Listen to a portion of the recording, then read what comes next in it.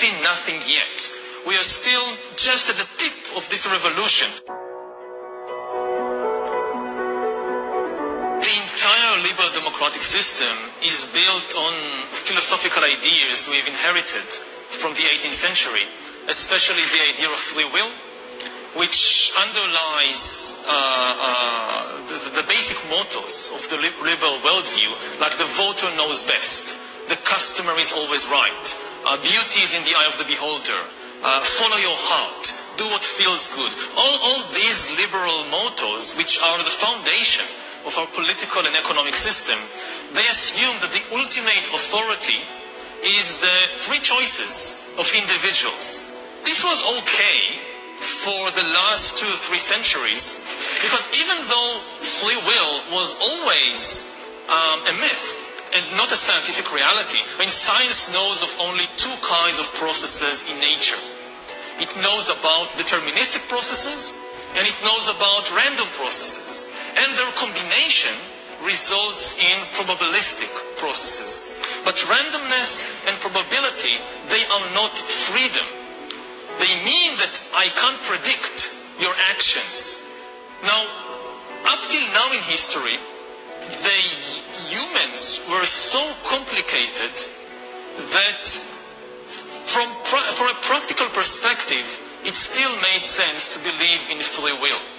Because nobody could understand you better than you understand yourself. You had this inner realm of desires and thoughts and feelings which you had privileged access. The privileged access now belongs to corporations like Google.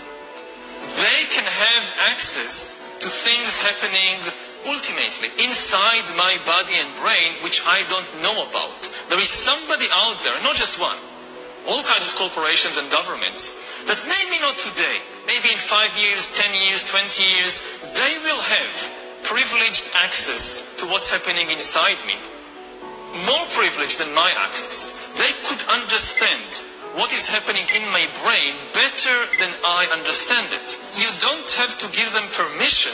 I mean, in some countries, maybe you have no choice at all. But even in a democracy like the United States, a lot of the information that enables an external entity to hack you, nobody asks you whether you want to give it away or not. Now, at present, most of the data that is being collected on humans is still from the skin outwards. We haven't seen nothing yet. We are still just at the tip of this revolution, because at present, whether it's Google and Facebook and Amazon, or whether it's the government or whatever, they are trying to understand people mainly on the basis of what I search, what I buy, where I go, who I meet. It's all external.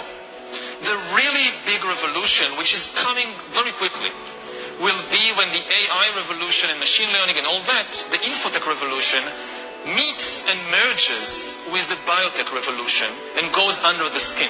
The microchip actually in his hand. The tiny implant is the latest advance in a biohacking technology. It serves as his keys, his ID, and his wallet. Well, biometric sensors or even external devices, now we are developing the ability, for example, to know the blood pressure of individuals just by looking at them.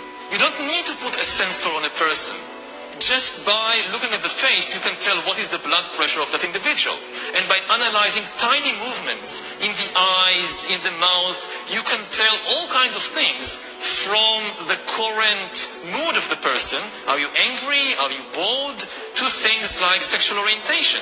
Biometric systems can recognize a person's specific physical attributes, their fingerprints, facial features, iris, or retina. The technology is already used around the world. So we are talking about a world in which humans are no longer a black box. Nobody really understands what happens inside, so we say, okay, free will. No, the box is open. And it's open to others, certain others, more than it is open to you. You don't understand what's happening in your brain, but some corporation or government or organization could understand that.